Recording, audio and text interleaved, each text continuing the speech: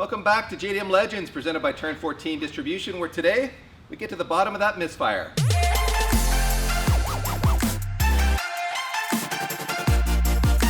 That's right, if you watched the end of last episode, then you will know that this engine did in fact fire up for us and was making some weird noises. It sounded like it was misfiring basically, so we want to get to the bottom of that, but it was also idling at 2,500 RPM, which is suboptimal. However, we did a little research overnight and we think we have it figured out, so let's show you what was going on there. We did in fact temporarily install the charcoal canister here, which was not in this car when it had that big single turbo conversion on it. We pulled this out of the other car and Pete just sort of slapped it on there, guessing where these lines should have gone. And we missed one on the back of the manifold. So there's a port on the lower back side of the manifold here that we did not plug properly. And that's why it had such a high idle issue. So easy fix. We've checked the routing, all this. We've even pulled a hard line off of our VVTi motor, which is meant to go along here, which was missing because of the way they deleted the system. Some of these hoses are old and hard. So we'll tune these up, get this all sorted out properly, and that high idle issue will go away. As for the misfire, well, we got to dig in here and start by having a look at those spark plugs. All right, charcoal canister is in place, and I did misspeak. We did not pull that hard line off the VVTi motor. We pulled that off the red Supra's motor. The VVTi motors don't have that line. So for the one other person in the world who's reverting to the OE charcoal canister setup, you do not want to use VVTi stuff if you're working on a JDM A80 Supra like we are. That is all taken care of. We will not have a high idle issue anymore. However, look at the condition of these spark plugs. They are absolutely filthy. I'm not sure why we didn't think to clean them before we put them back in, considering how much, how dirty the motor was running basically. So we're thinking that's why we've got a misfire. However, it is worth noting that cylinder one, I don't know if you'll be able to tell on camera or not, but there is discoloration happening here, which means this was firing for the first time in this spark plug's life. And it's not like pure black, which means it's probably not running crazy rich. No, which is yeah, a good thing. Doesn't really smell of fuel. So I think once we put a fresh set of spark plugs in to deal with this mess here, we should be fine. If not, then we'll chase it a little further, but I'm pretty optimistic this is our problem. For replacement plugs, we are going with these Denso Iridium power units, part number IK22. These are a step colder than the factory plugs, and from what we've read online, a lot of guys like these even when you're running the stock twins, if you're gonna turn up the boost a little bit, which we are gonna do, by the way. So we figured these are worth putting in, and no one seems to report any, cold start issues or anything like that running these, so I don't think there's any downside to doing it. New plugs are in. Let's see what happens here. So we're not gonna run this thing for too long because it's gonna smoke us out, and it's not the end of the day, and we still wanna continue to film. So I'm just gonna run this real quick for like 30 seconds, make sure it fires and it doesn't sputter again.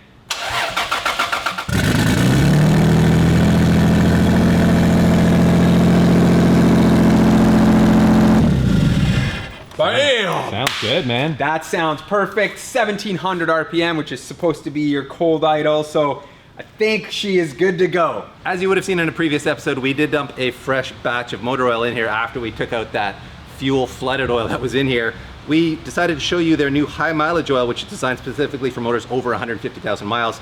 We do know that it's a 5W20 and this motor takes a 10W30. Don't panic, everyone. It's been in there for all of about 60 seconds of runtime. We were just using it to flush out as much of that fuel in there as we could. And now we're gonna switch out to Valvoline's full synthetic VR1. This is the racing oil. And the reason we're gonna put this in here, which by the way is in the correct 10W30, so again, don't panic, internet. This stuff is got lots of zinc in it. It's got more zinc in it than you would find in a street oil. And what zinc does is protects the bearings exceptionally well. So we figured, why not, given how much washing of fuel this motor has seen, let's treat the bearings to some high zinc formula, run it in on this stuff, and then we can switch back to one of their full synthetic street oils if we want to, or we can leave this in here. The downside though to running this all the time is if you're running a catalytic converter, the high zinc will eventually damage the cat. So you don't want to run this all the time in a car with a full emission system, though you can certainly throw it in there for a weekend at the racetrack and then take it out, put a standard street oil in for your daily commute, and then go back to this whenever you go to the racetrack. That's something we've done in some of our cars here and it works exceptionally well. So I'm curious to see just how clear this oil looks. I assume it's going to look good. And by the way, we got a wicked rainstorm going on out here, so yes, the gods are angry because we put 20 weight in your 2JZ, everybody, but we're gonna make the gods happy in a moment here, and let's see how this looks. Oh wow, you know what? It still looks a little. I can still smell fuel. Well, it's a good thing. But it's much better than it was. Just checking the oil here, and I think it actually looks quite good under closer inspection, and I don't smell any fuel in the oil. I think what I'm smelling is actually the dirty fuel-soaked oil in our canister here. So I think coming out of the sump, it actually looks really good and smells good too. So I feel like this flush has done the job. So let's just go to the VR1 now. To fill the coolant, we are using the airlift vacuum bleed system, and this is actually good for two reasons. First of all, it will let you know if you have a leak in the system before you fill your coolant and find out that it is leaking. And second of all, it allows you to purge all of the air out of the system, and it works very simple. You do need compressed air, and what I'm gonna do here is hook it up, and now you can see it starts sucking everything out. You can see our coolant hose here is folded down because of the vacuum, and I'm going to continue to do this until I see about 25 on the vacuum side. I'm going to close this off, and now you can see the needle isn't moving, which is a very, very good thing. That means we have a sealed system. If this did start dipping down, then we'd know we've got ourselves a leak and we could try to find it, but thankfully we don't. So now what I'm going to do is disconnect this here and fill up the coolant. As you can see, we've got a bucket full of the Xerox by Valvoline Asian vehicle. This is pre-mixed, so you don't have to add any water, which takes all the guesswork out of it. So we are still sitting at over 25 HG vacuum. So I'm gonna crack this valve, and what you're gonna see is now coolant start coming up through here like that. And I'm gonna go full tilt, and now this is just gonna draw it all in and fill the system. So I love this thing. It's not very, very expensive. If you do cooling systems quite a bit, then this is like worthwhile to have. It's certainly like so much better than the conventional way of filling it up than having to bleed the system. And there you have it. The system is full. So I'm gonna close this off, disconnect this here. Look at that. I was just about to say I didn't make a mess. I got a couple drops, but all in all, this thing is so worth its weight in gold. For our exhaust system, we are gonna go with a bit of a mishmash. Originally, what I intended to do was use this. I bought this off of Turn 14, which is an HKS, I guess it's called the downpipe.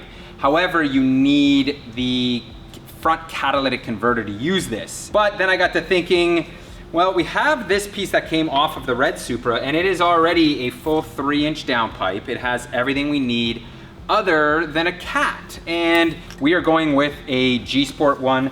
I'll get into this cat in a bit. This is actually a really nice piece, which will help flow and really is just designed for high performance applications. And for the cat back, we're gonna stick with what came off the red car, which is the HKS Silent Power. This thing is gonna need a cleanup, so I'm gonna leave that to Dave while I work on the downpipe here. Well, I've run into a problem here. I can't seem to get this pipe to fit, and I was thinking, why on earth, you can see the alignment on it, it just does not put it where it's supposed to go. And then I realized that little outlet pipe that I replaced, this is the one off of the non-VVTi 2JZ, which is the A80, and that is off of the VVTi one, which of course makes the orientation just different enough. When I looked at it, I thought it was the same, but it does make it different enough that it does not fit. So I'm gonna have to pull that guy off, put this on, and then I can start bolting this into place.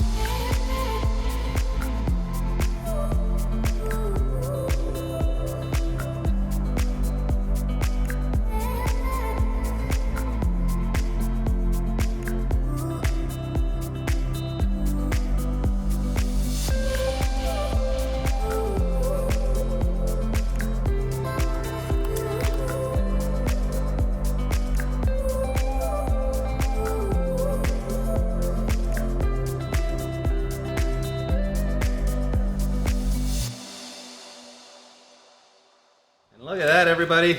That is looking much, much better. I won't go so far as to say it's looking brand new, but the chrome parts are shiny. I couldn't really go over the chrome with these 3M pads because it was gonna would take the shine off of it, and it would leave a scratch finish that you wouldn't get out with polish.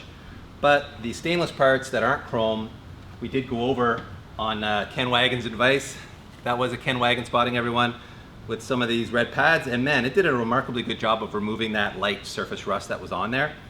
Again, it does leave a little bit of light scratching on the surface, but with a bit of polish on there, it looks pretty good, and it's certainly a lot better than it was. So Pete's finished with the downpipe there, which means it's now time to bolt this thing up. With our exhaust bolted up, now I can start figuring out where I'm gonna put this G-Sport by Jezzy high flow catalytic converter. These are some of the best cats on the market. They have a full stainless steel construction. They have a 300 cell count core, and actually it can withstand up to 1700 degrees Fahrenheit. This is kind of the best and the best for your turbo car. This is rated up to 850 horsepower, believe it or not. So this is more than adequate enough for this vehicle.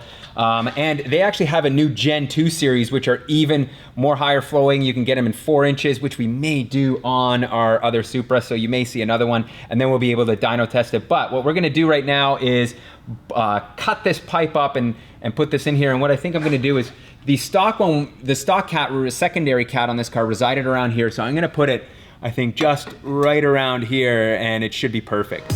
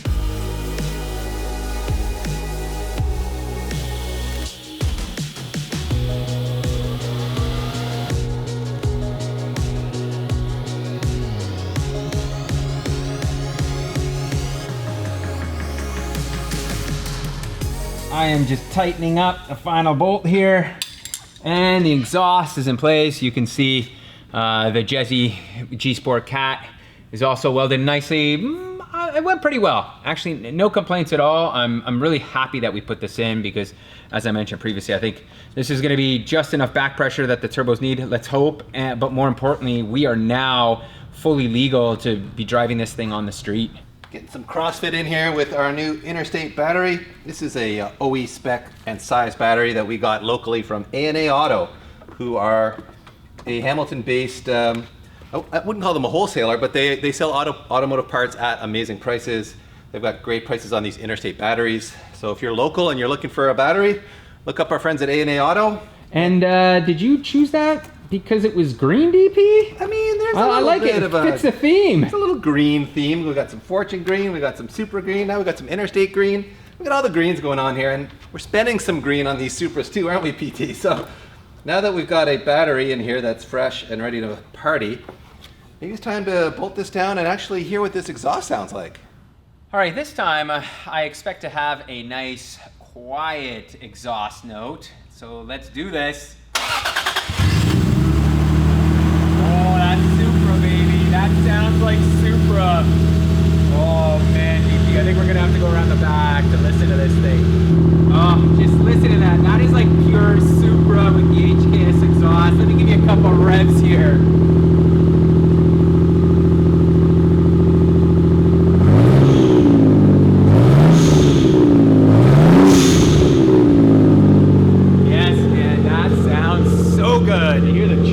That's right.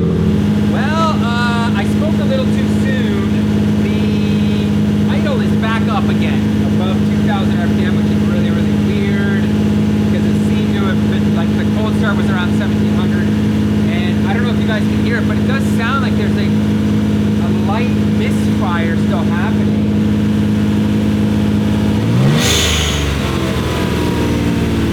Okay, so a little bit of investigating here. I can see that our throttle cam, the stopper stud and nut have been adjusted fully inwards. So I can see that because this one over here that hasn't, it's paint marked, it hasn't moved. It's not actually contacting this little solenoid here that it's supposed to. You can see it moves a little bit. So I'm gonna start by adjusting this outwards and seeing if I can get this idle to come down to a proper level. And then if that doesn't work, we're gonna do a smoke test. Can you hear that? That is 600 to 700 RPM. So this was definitely the problem. Now it's just a matter of like dialing this in. I know with the cams, usually you do want the idle up a little bit higher, so we might bring it up to like 1,000 RPM, but you can see it's much, much happier now. So I think we've kind of solved our high idle issue. Okay, we just bolted on the work wheels because less offset. This thing was too low, those wheels would have certainly rubbed. So now let's see if the transmission works here.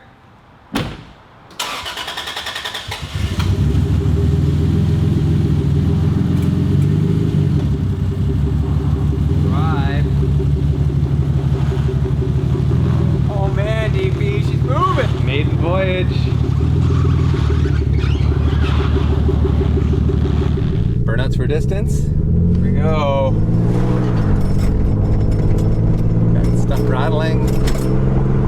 But we're driving a Supra. Holy smokes. The alignment's got to be a disaster. Yeah, but it is a disaster. It actually smooths out once you're kind of moving. Yeah, it is. It seems to be driving fine. I thought it would have. Oh no, it's got a misfire. Definitely got a misfire. Oh baby. Yeah, it's got a bad misfire. Ooh, pothole. Jesus. Oh, Jesus Christ. PT found the biggest pothole on the road. And just nailed it. Yeah, it's misfiring. Yeah, it's got a bad misfire. Well, what could it be? Yeah, it also has a light here for traction. I don't know what that's about, but okay. Yes. You're good. You can hear it. Oh yeah. Oh yeah. See, like it's real lazy off the line too.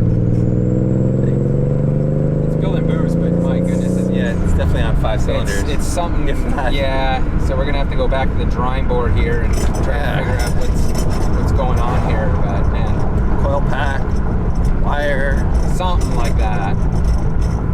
But it is driving deep. It is driving. On the right side. Yeah. We have a running vehicle. Yeah. I wasn't expecting to drive it today, so no, I wasn't either. That's a bonus for everybody here. It's a win, a small one, but we'll take it. Well, there you go, everyone. The Supra, or at least the beater Supra, does run and drive, although it is not running and driving very well yet, is it? It definitely has a pretty bad misfire. It does not want to make any power.